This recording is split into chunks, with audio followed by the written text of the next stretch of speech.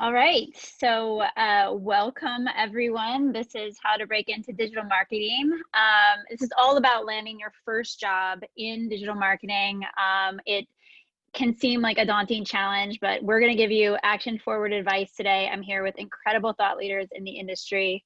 Tammy, where's your video? A little bit about me. My name is Jennifer Tachif. I have my own company at Manifest Advisors. I've served as CMO, Chief Marketing Officer. We're gonna, if we have any acronyms, y'all just like call us out in chat because we're gonna be cognizant of that today, and marketing jargon. Head of brand and content and more in the digital marketing space. I'm also a 2020 advisor at South by Southwest. That didn't happen, but it was awesome leading up to it. Women 2.0, Perspectives VR, and most importantly, OnRamp. So OnRamp is so near and dear to my heart. I'm actually on the board and an advisory member, and run all things partnerships. And I've been in DEI tangentially and indirectly for quite a while, for many, many years. And what I love about OnRamp is that we focus on this upskilling element, right? Specifically to a role. So it's not just, upskilling to upskill. It's actually like a job is waiting for you at the end of that process. It's very much like intentional training and upskilling, and that's really important to me as well, because there's a lot of resources out there, but they aggregate and curate those pathways in a very strategic way. We recently launched the Summer of Reskilling, and so we have thousands of opportunities for folks to jump into these career paths, aka on-ramps. And one of those pathways is this digital marketing career path. So in partnership with Treehouse, Udemy, General Assembly, I've had a lot of coffee this morning, so I'm going to talk really fast. I'm going to slow it down, as well as other partners like Anita B, and more. So if y'all haven't signed up out there, please go to onramp.io. A little bit of housekeeping. We're going to have an amazing conversation. And then there's going to be a Q&A in the last 10 minutes. So any questions that you have, go ahead and you can put them in the chat at the bottom of the screen, and then we'll get to those at the end of the panel. Cool? Yes? Yes? All right. It's such an awkward thing, like virtual events. I'm all about it. Let's just like lean into the awkward of all of it. All right. So I'm going to introduce my fellow panelists. Number one, not my number one, but somebody I know very well, Tammy McQueen, founder of 31 South and Summit House. Actually, we have, by the way, Atlanta is representing. We'll tell you a little bit about that in a bit, but like half of the panelists are from Atlanta right now. Yeah. Tammy is literally right now throttling between running SaaStr, and she's joining us. She is a go-to-market strategist. She has her own company. She's a NCAA Division I athlete, which I love. She's on many boards like Kula Project, and is an advocate for rhino conservation in South Africa. So that's Tammy. Thank you for being here. Dawn Parsik. Dawn is a developer advocate at LaunchDarkly. She has a ton of professional chops in digital marketing. I love that she's also an organizer at Right Speak Code, runs Seattle DevOps, and I was reading her bio, and I really, really appreciate it. We talked about this actually earlier, is just, she's very cognizant about removing those obstacles. And oftentimes they, for folks when they're getting into their careers, early days, some of those obstacles can be buzzwords and the jargon that we all use, and we're not even conscious of it. So, taking the time to invite and include folks, and just not assuming that they know all the things is very important, especially once you get to a different part of your career. So thank you so much for being here, Dawn. All right, the other two Atlanta crew, Danielle Desarnett. I'm so sorry. Desarnett. Yes. All right, I'm sorry. Senior Product Marketing Manager at Mailchimp. Danielle has decades of experience in telecommunications, media, and digital advertising industries. We've actually been working together on a partnership with OnRamp, and Danielle is just incredible. So excited that they announced the integration fund. Y'all should check it out. Mailchimp integration fund. Google it and apply if you can. I highly recommend it. Melanie Touchstone is a marketing manager in startups at Mailchimp. She has decades as well of experience in the innovation community. She currently leads Mailchimp's efforts to support, engage, and empower startups across the world. I want that on a t-shirt. That sounds very cool. So great work. All right, last but not least, Vikram Machanda. Hello. He actually trains CMOs. So he's like directly mentoring CMOs, VPs of global brands. He has amazing background. Look him up. And I'm just so thankful that you all are here. So yes, we ready to jump into all the questions? All the things? All right. I would love to hear from each of you, and we could start, perhaps Dawn, if you want to kick it off.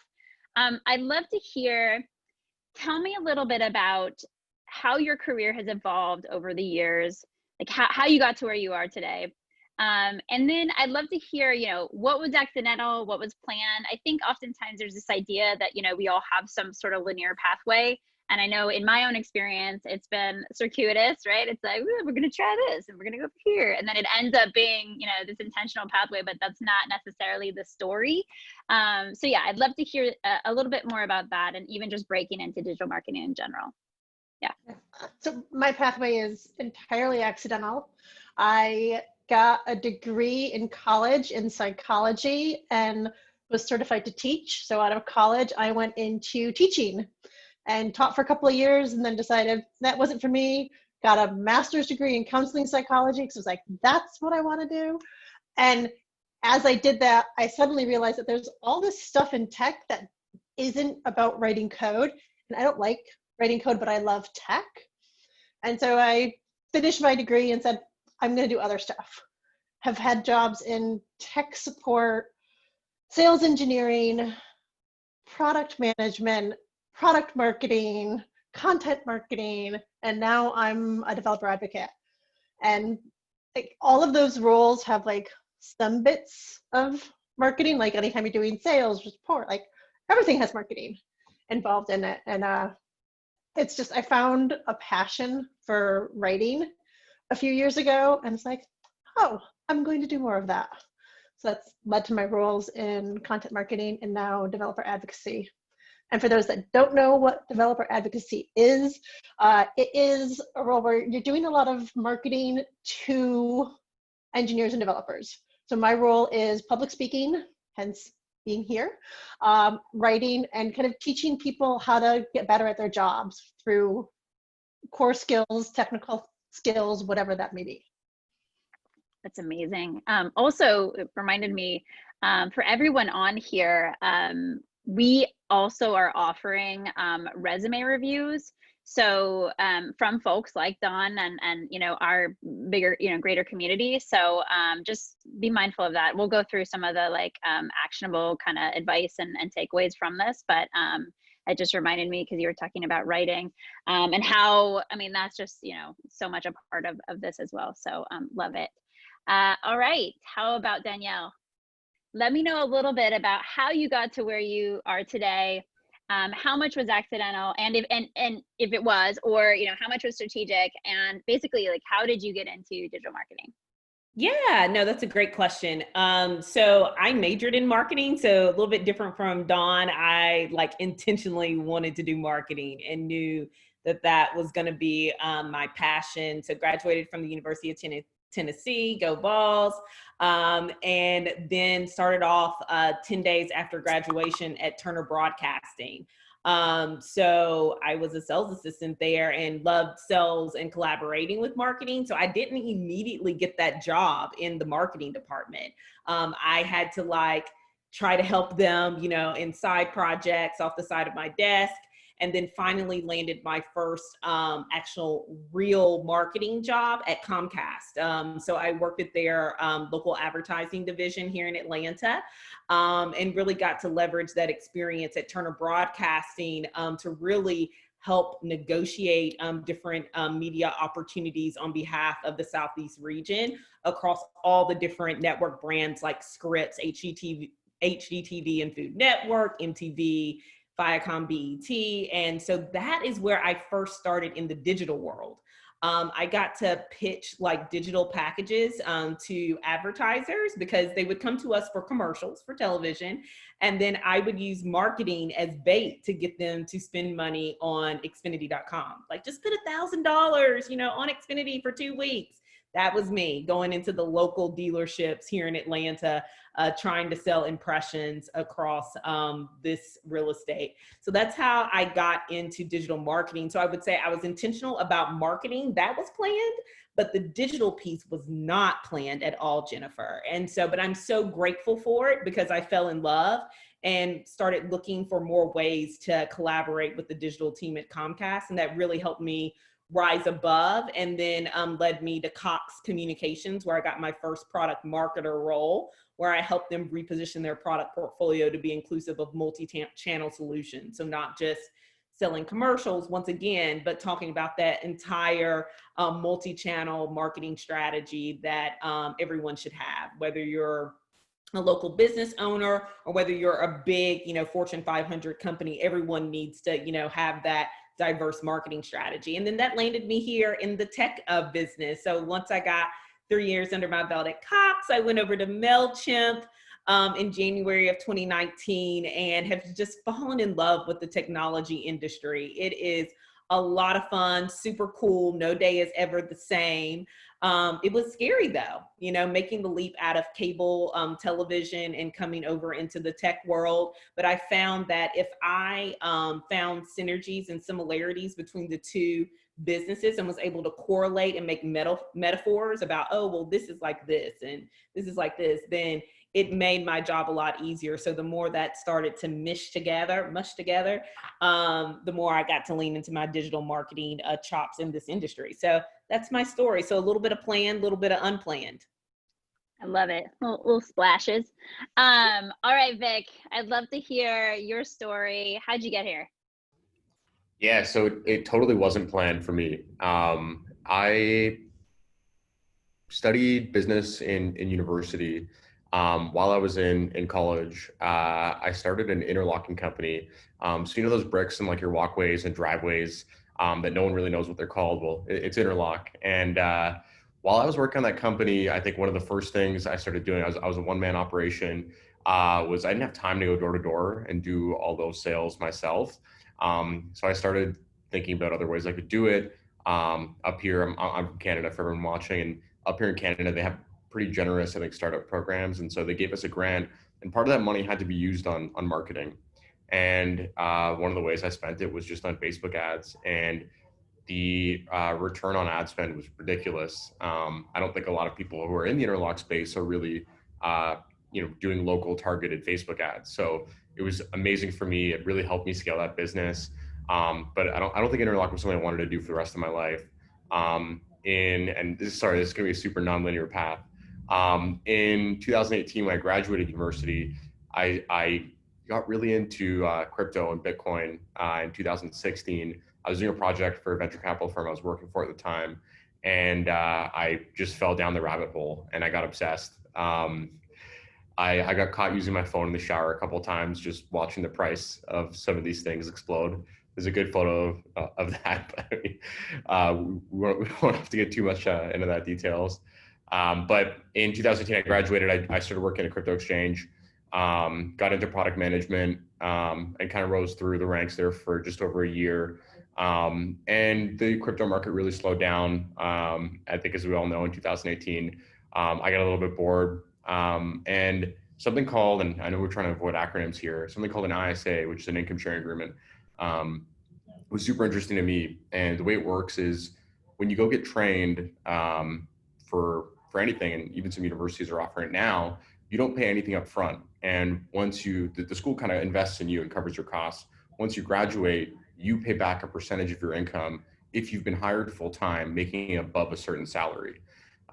So at Acadium, where I currently work now, if you go through our 8-month training program, you don't have to pay anything until you graduate, and only if and when you are earning above $30,000 annually, do you have to pay us back. And so we cover all the costs on your behalf of everything associated with training, and you only pay us back when you get the desired outcome. So it's sort of like a win-win for everyone. And that kind of concept was super interesting for me it aligns incentives really well, just like Bitcoin and crypto do, if anyone's familiar with that. And so I think I speak for all of us in a way where I think education is a little bit broken the way it currently operates.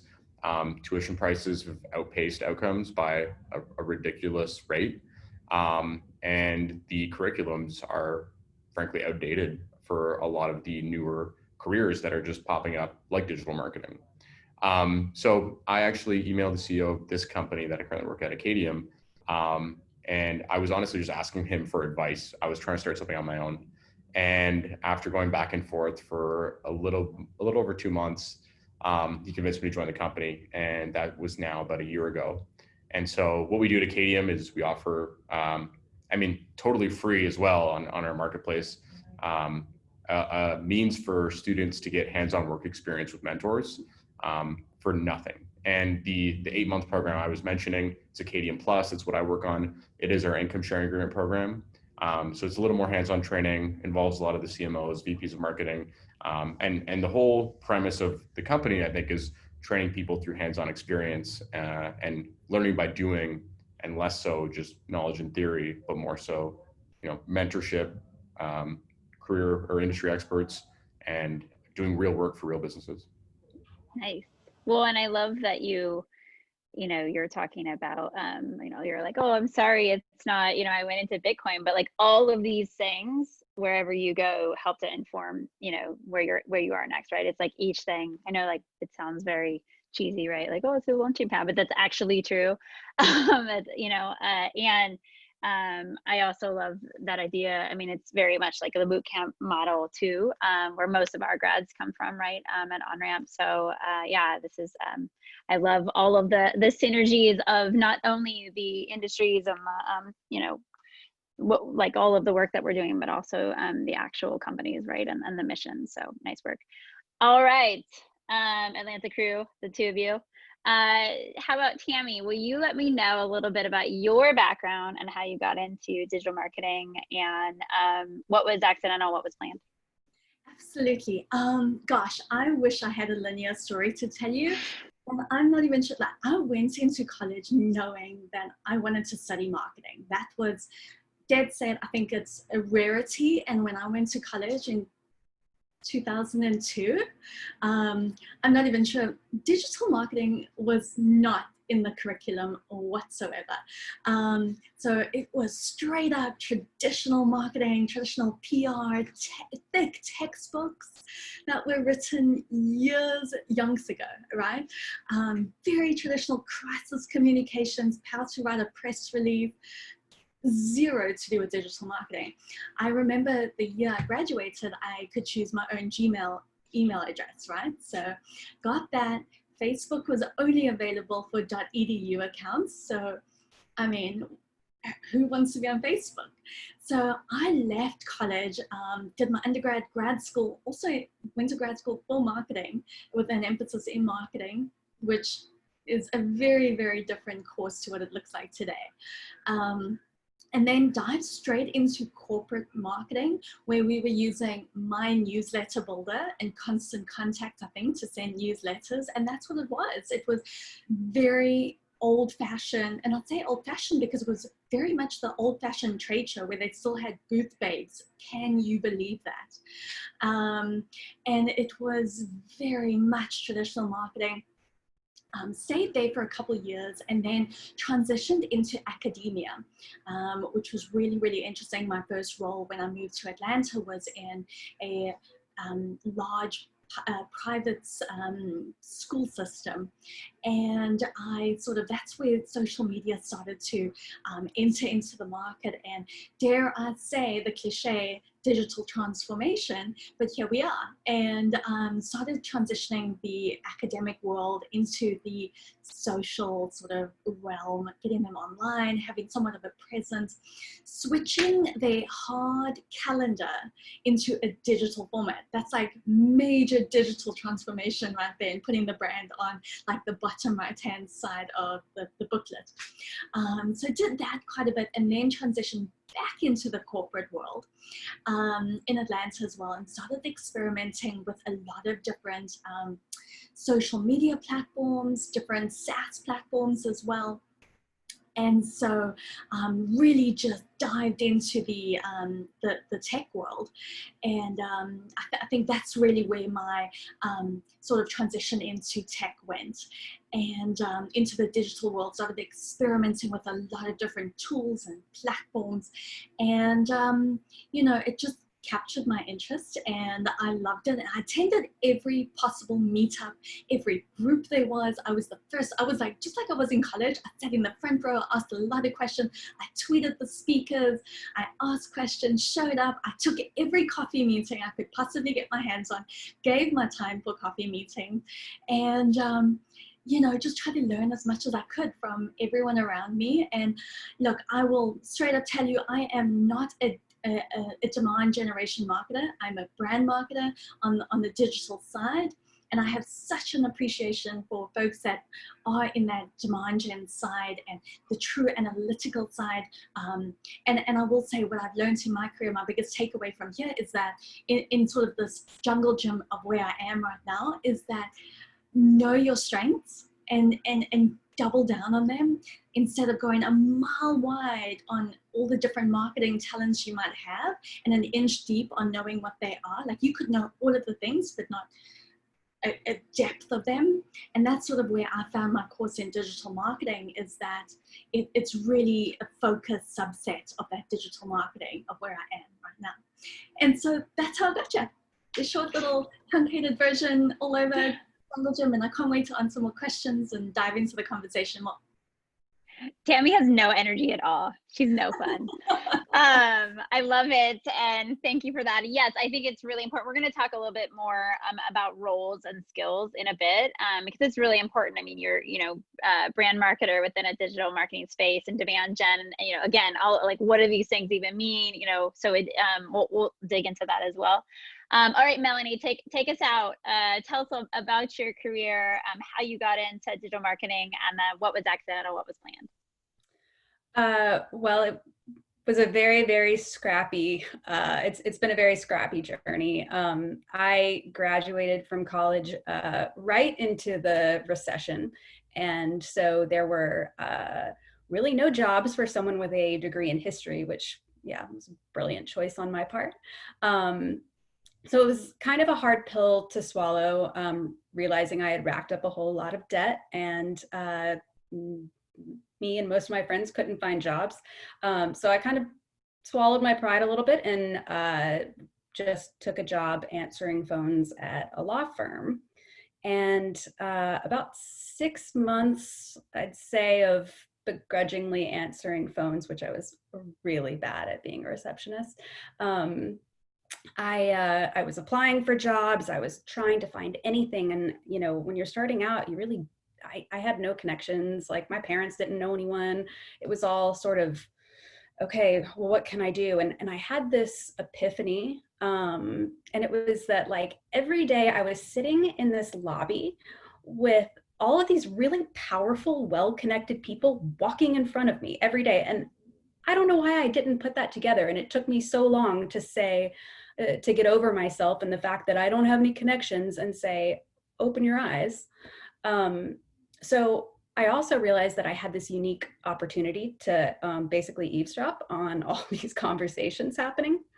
And I had overheard that the head of the tech practice at the firm, who was and is still a major player in the Southeast innovation community, he had been talking about wanting to have a website for his startup customers, and how the marketing team was kind of just giving him the runaround on it. And so I worked up some courage. It took a few times, and basically just got into that, like, screw it moment, and just kind of blurted out one day when he walked by my desk. I said, I can build a website. I heard that you wanted a website. I'll build a website. I've got a great idea. And full disclaimer, I actually had no idea how to build websites. I didn't even know how websites worked. I was the least technical person you have ever met in your entire life. But I saw it as something that wasn't answering phones. And so I literally went home and this was back when there were bookstores, and I bought like HTML and CSS for dummies and every YouTube video, everything I could possibly find that gave me enough to be able to string together this website blog that was essentially just like paper clips and Scotch tape on the back end. I mean, it was a hot mess. But I was able to build it and turn it around and show him, and he got really excited about it. And actually we were able to generate a few leads from it. So at that point I said, okay, can I have a job in marketing? And he was like, no. And after about 4 no's, I said, well, I can't run this website if you don't give me a job in marketing. And finally he said yes.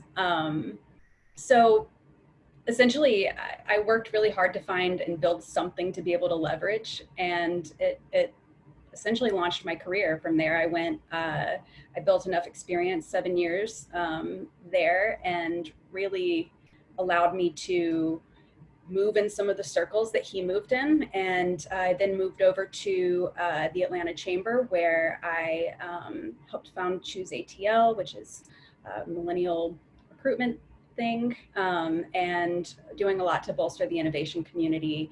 And then moved into consulting, still in marketing. And then last December, actually came on at Mailchimp to build a new program of marketing to startups. So it was a bit of a scrappy piece.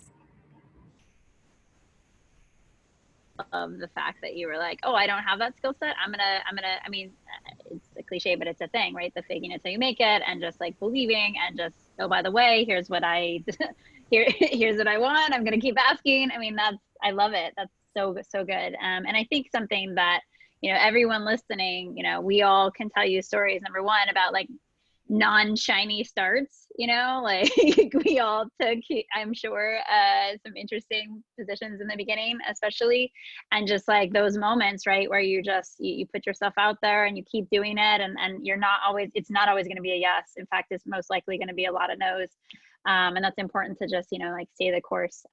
So thank you for that. That's awesome, Melanie. All right, so getting into relevant skills, y'all touched on it in different ways, but I'd love to drill down on this, and maybe even taking a step back and talking about, perhaps your specific place in marketing, and what skills. So number one, talk about that a little bit, and then number two, can you tell me a little bit about, if you were breaking in the industry today, what would you be upskilling on? What would you be reskilling on? What are the skills? What are the things that this industry needs and they're hiring for, right? So how about Melanie? Why don't we start with you? Since we just ended with you, we're gonna start with you, mixing it up. Sure.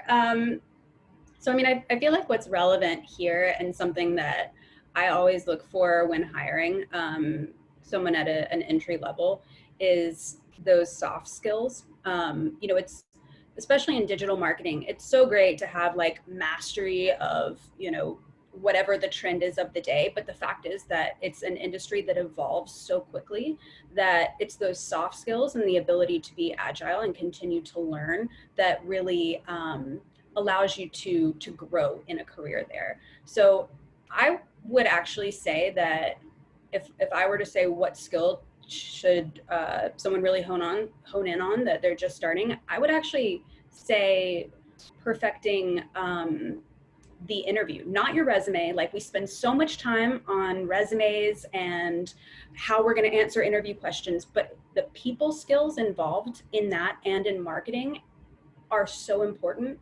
And there's so many things out there that you can learn just from tactics like the speed in which you speak, what kinds of questions to answer back, what your posture should be, how to read a room. That's a huge one, to look at the person across from you and get an idea of what what is it that they want out of this? Oftentimes in interviews, they're tired of sitting and interviewing candidates. They're rooting for you. They want you to be that candidate. So I think being able to really build out those people skills, and I say this as someone who is an introvert by nature, but put a lot of effort into that early on, was something that really, really, I think has made a difference in my career, or at least nobody's told me that it hasn't. So I'll go with No, that. I love that. Yeah, the interpersonal skills. And Danielle, I saw you looking at her about that. She's like, but are you an introvert? But it brings up that skill too, or that kind of notion of, you know, maybe she actually is, and she's been working. It's like a muscle, right? Where you just continue to work on these things. Also, everyone on the panel, just so we don't have to feel like it's like if you have anything to add or you want to jump in, like, you don't feel like you have to mute yourself, you know, like we could popcorn it too, like just throwing that out there too. All right, so I'd love to hear from Vic. You have an interesting point of view too, right? Like there are all these different vantage points. I'd love to hear your thoughts on where you see the industry going as it relates to skills and jobs at the end of those skills. Yeah, what relevant skills would you recommend for folks? Yeah, so I would totally agree with what Melanie said. And we also work with just over like 100 hiring partners, which include companies like Shopify and agencies like Tenuity that are looking to hire from our program. And we've really seen an uptick in people in paid media getting hired. And we're at like this, and I think we're all on the same page on this, where we're at this like interesting inflection point where e-commerce has just rapidly taken off and been advanced by maybe 10 years because of COVID. And I think we were talking Shopify not too long ago, and they were saying, you know, e-commerce was around 15% of total sales relative like to retail sales, and now it's around 30%, and that happened in the span of 3-4 months. So we've seen like e-commerce and online shopping grow by 2 times in 3 to 4 months, and I can't even imagine how like the last time went from 7.5% to 15% was probably like 5-10 years over time, right? So we're seeing a massive demand for things like paid media. But what, like touching on what Melanie said, like that might just be the flavor of the day. Before that, like content marketing was probably our #1 area where students were getting hired. And I firmly believe that, especially for entry-level roles, for people looking to break into the industry, conveying and demonstrating that you're keen, eager, and coachable, and have kind of like a growth mindset is probably the most important thing you can do. I mean, even when we're hiring internally at Acadium, especially for entry-level roles, when we look at candidates, it's the biggest question that we ask is, you know, some of the things that might not be perfect about the candidate, are they solvable? And if they are solvable, is this person, you know, eager, keen, motivated, and committed enough, and has a growth mindset, is coachable enough to overcome those problems? And if the answer is yes, I'd much rather take someone who is keen, eager, motivated versus someone who maybe has an extra year or 2 of experience. So I fully agree that, you know, once you get your resume to the point that it converts to interviews, I think honing in on the interview process and conveying that, you know, you are like a superstar for that role, which anyone can do. It just comes down to selling yourself. So I guess for the flavor of the day, I think it's paid media, but that's always changing. And then for what you can do to really kind of like get a leg up on people is work on those interview skills. And there's a lot of great resources out there. I'm going to quickly plug Acadium as having some great resources. I'm sure OnRamp does as well. Yes, OnRamp does. Let's talk about OnRamp. Yes, it's good. Yeah. No, thank you. I would say that what I love about both of your responses and everyone listening in, you know, it's really important. So he said paid media, right? And that's your like Facebook, Instagram ads, Google AdWords, you know, different things in the space. But 2 folks have already mentioned interpersonal skills, right? Growth mindset, practicing the interviewing, you know, reaching out to folks, like just so it's interesting that these are the skills, that you're coachable, that you're open, that you're hungry. So it's not just like, you know, having only those kind of marketing specific skills. So just reiterating that. All right, does anyone else want to add anything? Danielle? Yeah, let's go Danielle and then, yeah. Nope, she said Tammy. I was just going to piggyback off of Vic. I love that he said paid media. That's where I fell in love with digital marketing. And I would just add on, Jennifer, to what you said about, don't forget, it's not just about Google AdWords and Facebook and social media, but it's also about like mixing that traditional in there and also like the digital video element. It's not just about search, because we only spend like less than 9 seconds in Google search, and 9 times out of 10 we already have been exposed to the brands that show up there. So I'm just here just to give a couple little tidbits on that.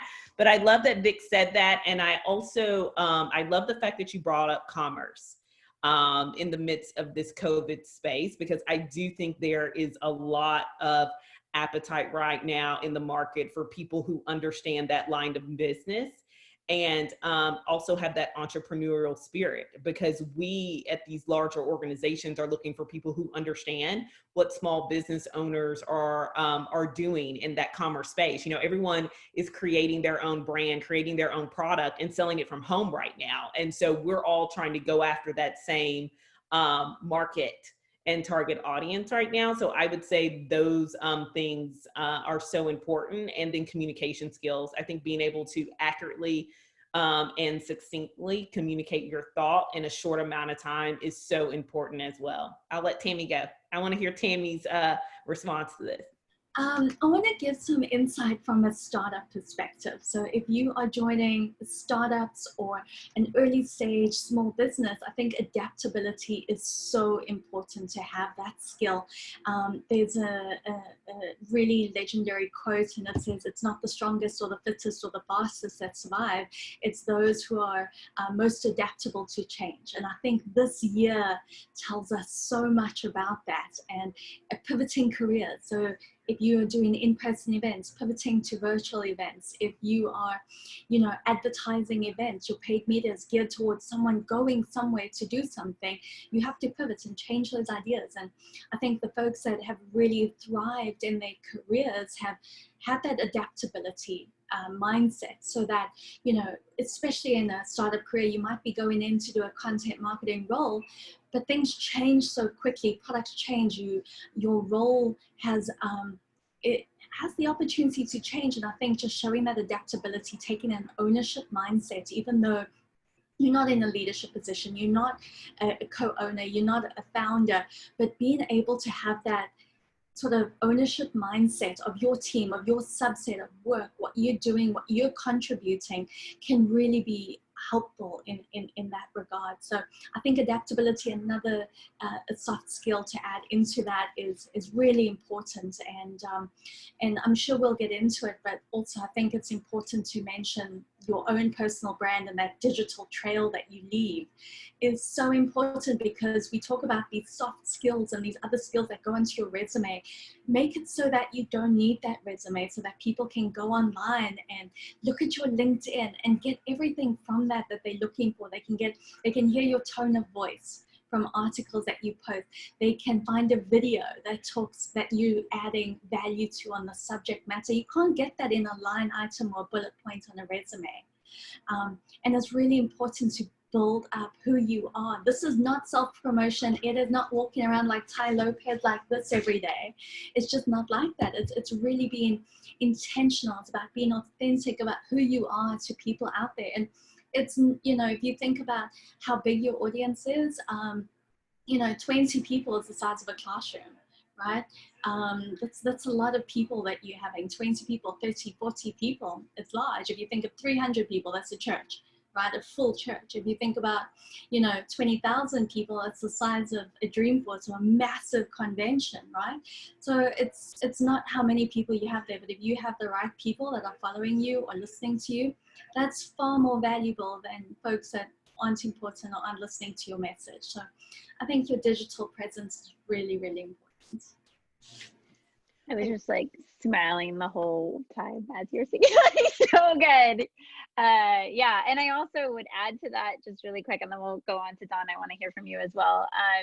it's interesting around the digital presence. And so how does that work if your brand's making new to all things digital marketing? And a story I'd like to offer is when I was trying to get into tech from social impact, which was like this ginormous, gap in not only skill sets, but just like perception, right? And I remember, because folks will literally be like, oh, when I'm done working, I'll go volunteer at a nonprofit. And it's like, no, there's like actually a lot of skills that you need. And it's, there's a lot of scrappiness and a lot of transferable skills. Excuse me. And so I remember having dinner with this thought leader in actually, and she was a technologist and also in B2B. And she told me to just kind of act like I already belonged. And so I started to follow folks that were thought leaders in tech and picking up on the jargon and started to post as if I was already there. And it was so strange, like how you start to not only learn, but then also you find your voice, which is, your own unique voice. And then also you start to, reflect on the space but yeah, so it's interesting how much the digital presence piece and really does matter, right? So Dawn, I'd love to hear from you in terms of, add to all of this and something else that perhaps hasn't been said around relevant skills. I think one of the key pieces that goes into what everybody was talking about is being able to be concise. I mean, if you look at a phone, you have this much space to get a message across to somebody in an email. That's 80 characters. You need to be able to write and get something that resonates in as few words as possible. So when you're writing like blog posts, you need those to be, short, sweet. Granted, there's like for SEO, search engine optimization, you need longer form pieces, but when you're communicating, being able to figure out whether it's speaking or writing, getting that point across in as few words as possible. Love it. That's so good. Completely agree. So what is it? Most folks right now have 7 seconds as their attention span. And I think it's gotten like less, right? since they originally did whatever that research was. I think it was Giphy that did. All right. So what type of roles are you seeing coming out right now? Like, especially within the context of COVID, if you have a window into that, or the context of the pandemic, what type of roles are being sought after and or you see the industry really needing? Okay, Goff. One thing I see a lot in Native right now, since everything is pivoting to digital and virtual and online, people are looking for writers and copy editors. So much more now is being not done face-to-face. It's being done over email. It's being done via blogs or ebooks. So people are in need of those people that can edit and write. And it's not always the same person that can do both. We talk at my company and my team, like, I would love to have like a copy editor where I could just write and then like hand it over to somebody else and they can make it sound like 20 times better. It's not something we have at the moment, but I see those two areas greatly in need right now in the current age we're in. Yeah, that's great. Anyone else? I'm seeing quite a bit of community roles coming out, especially how they tie to marketing. Building digital communities has become really important now when you don't have meetups, you don't have events to go to, but how do you build an online community? I work with a professional sports team and they don't have sports, and this is such a huge void in the fans' lives. How do you build a digital community around that gives them, sort of fulfills that need for community, that aspect of being a fan in the stands, screaming, shouting, coming together for that camaraderie? It's really hard, and I think that is in many different roles, is that we don't have these meetups. We don't have, whether it's a Pod meetup or a Mailchimp meetup or whatever that is, it's definitely a void. So how do you build these communities? How do you create them? I've seen them sit under the marketing function and also alone, independently. but they need to fit into one of those, and seeing quite a bit of marketing focusing on the community aspect now. That's great. All right, Vic, this is for you. Paint a day in the life of Vic as it relates to Acadium. What type of projects are you working on? Who do you interact with? Like, you know, the departments, the clients, etc. What are you building? I know you're excited to talk about it. We'd love to hear. So it's so my role actually isn't in digital marketing. Like if I'm being totally honest, but Acadium helps train digital marketers. And so what I work on is our Arcadium Plus program, which is an 8-month kind of structured curriculum that helps people get hired in digital marketing roles. And like I said, we use the income sharing agreement to help align incentives where, you know, we want you to get a job just as badly as you want to get a job. And we invest our resources, we pay for all the training, resources, skills, and tools, and professors out of our pocket. And then if you use the ISA, we only ask that you pay us back, you know, once we've delivered on our promise of getting you hired. Day to day for me is we are constantly iterating on the curriculum and the program. I kind of help manage and oversee the program. So I do get involved in everything from admissions to interviews to iterating on the program to actually reviewing students' resumes, helping them with interviews, creating a lot of the, I think, resources in the program as well. So we have like resume guides, interview guides. My colleague, Eric Harbison, who was the chief marketing officer at AWeber and a VP of digital marketing at eBay, is the one who actually runs all the live sessions, does a lot of the mentorship sessions for students. And then on top of that, we help connect every student that goes through the program with 2 different mentors to do 3-month apprenticeships with, so that they graduate not only with the skills that they need to execute in some of these roles, but also concrete work experience that they can point to, and that they can, you know, try out to help build up their confidence. I think one of the bigger things that we see also is a lot of people with imposter syndrome of kind of feeling like I'm not actually a digital marketer. But I mean, it's totally a mental thing. Like, you can be if you want to. It's just about, you know, building the confidence to say I am a digital marketer. And part of that, I think, comes down to actually doing real projects for real businesses, because then you get out of kind of simulation land and you can actually say and point to things that you've done. So on top of giving them skills, work experience, we also help with the resume and the interview process. And then with the hiring partners, and part of my role is also sourcing and maintaining the relationships with our hiring partners. We also will help set up preset interviews. We've gotten plenty of students hired through these partners and through roles that I don't really know if some of them even post externally. They just will connect with our students and find a fit. And I mean, for people that just do apprenticeships, so even if you're not in the Acadium Plus program, around 50 to 60% of students will end up working with their mentors part-time or on a contract basis. So that just goes to show if you do an apprenticeship on our platform, there's a 50-60% chance that you'll land your first paid client afterwards. Cool. Thanks for that. Yeah. Well, so because I know we're actually gonna go into Q&A pretty soon here, so it's kind of interesting. It went by so quick. It's going by so quick. I have so many questions for y'all.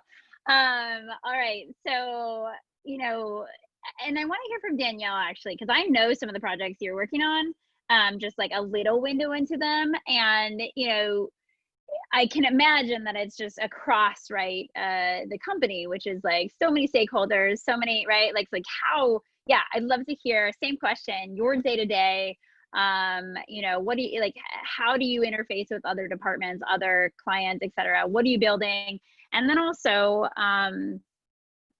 like, is there a change since pandemic? Like, can you talk a little bit about that in working with folks, like distributed work? Yeah, absolutely. Yeah. So in the product marketing role at Mailchimp, it's actually a fairly new discipline for our organization. We listen hard and change fast, which ties in nicely to what Tammy was talking about earlier and being flexible and adaptable. But basically, a day in the life of a product marketer is working across all departments. Like we'll spend time with our product team talking about the roadmap and sprint planning and what we want to accomplish for the next 2 weeks. And then I'll pivot over to our marketing department where we're, you know, driving towards campaigns for the fall and preparing for the back half of the year. And what features are we going to be amplifying within our all-in-one platform in order to get the word out to small business owners. We recently announced our relationship with Stripe. So we're super excited about that on the tech partners side. So we're super excited about adding that functionality into our platform for, once again, in this COVID pandemic environment that we're currently working in. That's something that's important to our users. And we want to make sure we're giving them those tools and those resources. You know that we're working on an integration fund that has $1 million for the developer community. That's another thing that we've talked about today. We are trying to explicitly go after the developer community and build our brand within that particular audience. So Dawn, would love to talk to you more about your experience there, because that definitely kind of speaks our love language, because we feel that, you know, that is our other huge target audience, is the marketer within the small business community and then the developer community. And so we are investing heavily there. So definitely go to Mailchimp.com in order to see some of our COVID resources right now. That's just one of them. And then also I'll shout out our founder, Ben Chestnut, who spoke at SaaStar earlier today, and Melanie was a part of making that happen. So look at all that. I know, it's like all this synchronicity that's happening on this call right now. I know. And so, ATL's in the house. Yeah, so we work across everyone: design, support, sales, marketing, legal, because we can't put anything on the website, any claim that hasn't been substantiated. And then, what are we building right now? Well, we're working towards helping people sell things, you know, online. And so we continue to kind of lean into that space. Commerce is huge for us. It always has been. And so we're continuing to learn and iterate on our products. And as you all know, we repositioned from being just an email only platform in 2019. And we are super excited about providing multi-channel solutions and not just being known as that go-to marketing email solution, but you can come to us for a free domain. So if you need a domain, come to us for that. And then we also have websites, but always that email solution will always be sitting there at the core of everything that we do, as well as the marketing CRM. Because we heard from small business owners, they were using us to store all of their contacts and all of that data, right? And so, but we want them to get more targeted. And so the more they connect more platforms to us, the more they can send more strategic messages out into the wild. So that's some of the things that we're working on. And that's what a day in the life is of a product marketer at Mailchimp. I love it. Awesome. Well, Dawn, tell us about developer advocacy and how it also relates to digital marketing, and like how are you connected with all the folks? So I kind of feel that any role within an organization is a marketing role. Yes. So there is that. So developer advocacy is kind of being the voice of the developer back to the company and being the voice of the company to the developer.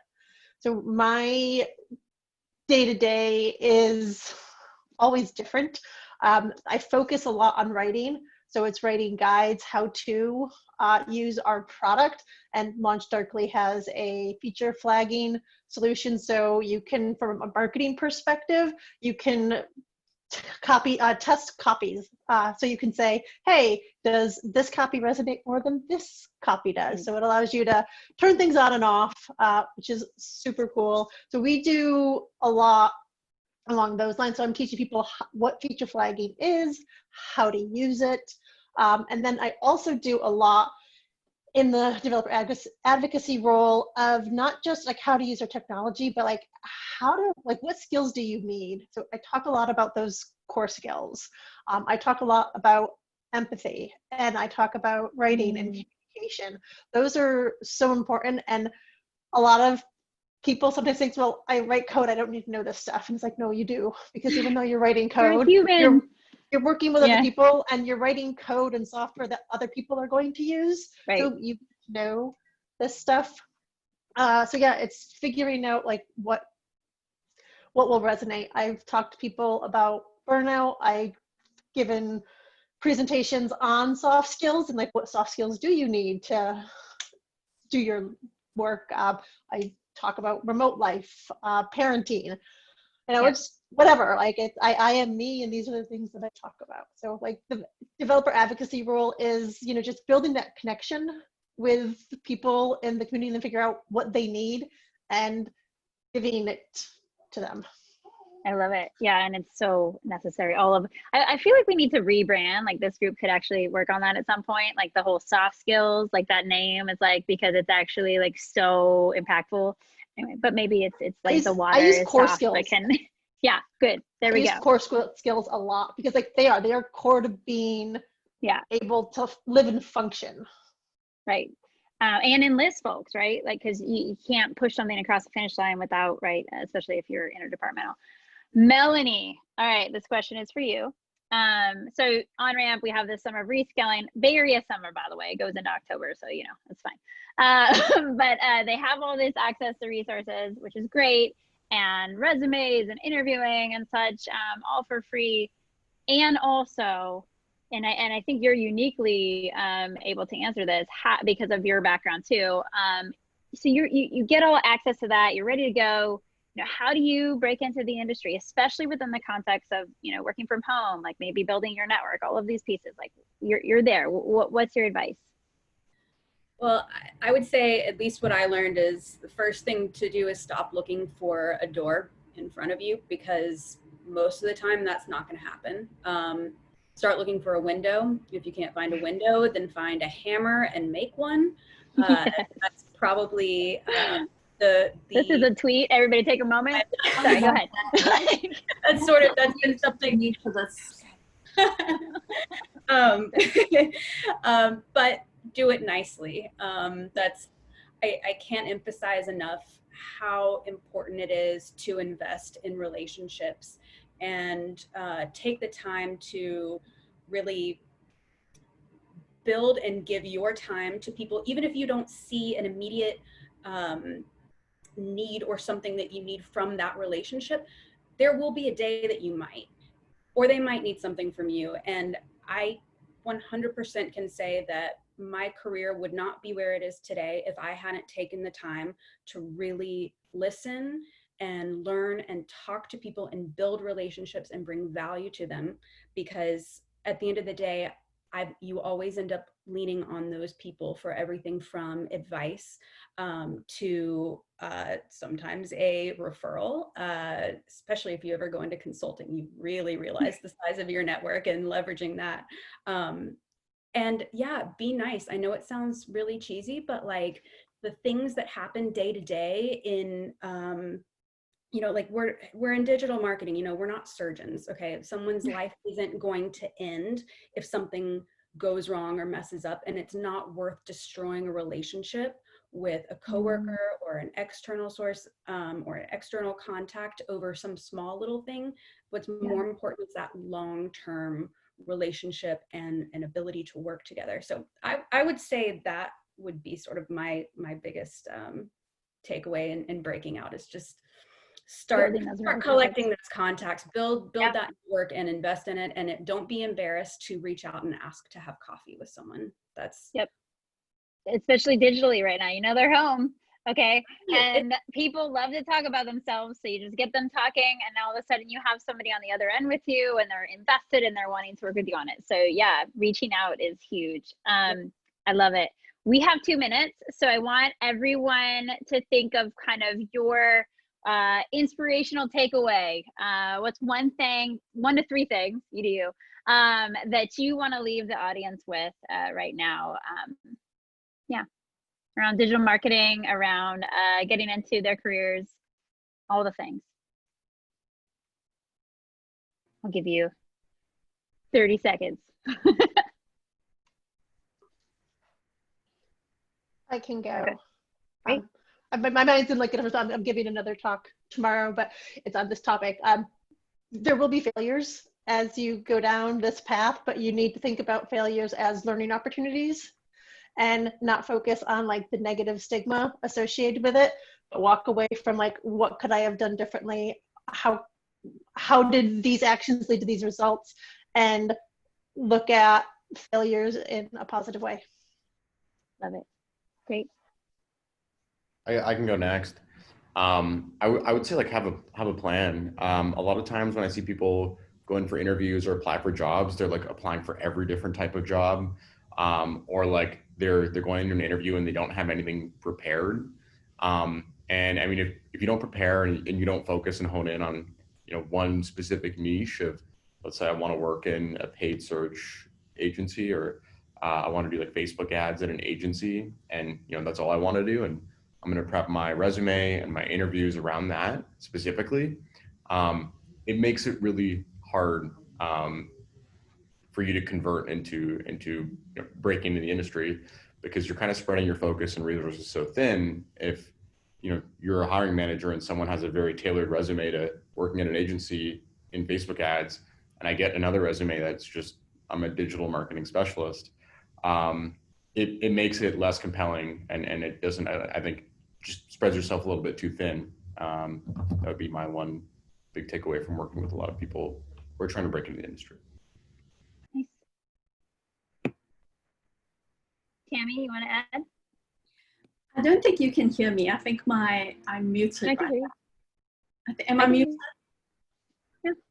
I'm stuck. I'm muted. Hold on. No, I can hear you. You can hear me? Okay, perfect.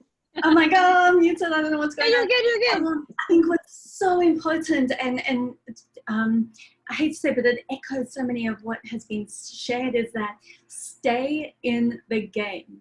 It is easier to stay in the game and work your way through what you're doing through a network or connections you have, than it is to step out of the game and try and get back in. Simply enough, just stay in the game, keep at it, keep working at it. You know, sometimes what you see, an overnight success took 10 years to get there. So they're not talking about that, perhaps. Yeah. Don't let the internet rush you. Yep. Love it. And find those windows, Melanie. That's the best advice of all. I know. I want that on a t-shirt. Anyone else? I didn't remember exactly what I said. I just, That's that so was good. We recorded it. We'll get it. Yeah, I would say real quick to remember that your career journey is not a ladder, but it's like a jungle gym. And I think that was a theme that Tammy was kind of winking at earlier. But basically being willing to take those like lateral moves or step backs instead of just thinking that it's all going to be linear up. Yeah, love it. And if y'all want to, Vic actually had to go. He has another meeting. But if you want to drop in your LinkedIn or your Twitters or any way that folks can connect with you, you could do that in the chat. Oh, there we go. And I'm just so thankful to have all of you in the mix here as a part of the OnRamp community, and just, you know, in this industry, it's incredible what you're all doing. And yeah, we have room for lots of folks. So, you know, go to onramp.io and look at these career pathways. It's all free. We're hoping to actually post some jobs directly from Mailchimp. I'm working with a team on that right now. And there's other roles as well. So in any way that we can support you, let us know. Thanks, everyone. You're amazing. Thank you so much for having us. Thank you. Bye. Thank you all. Bye. Everyone, have a lovely day.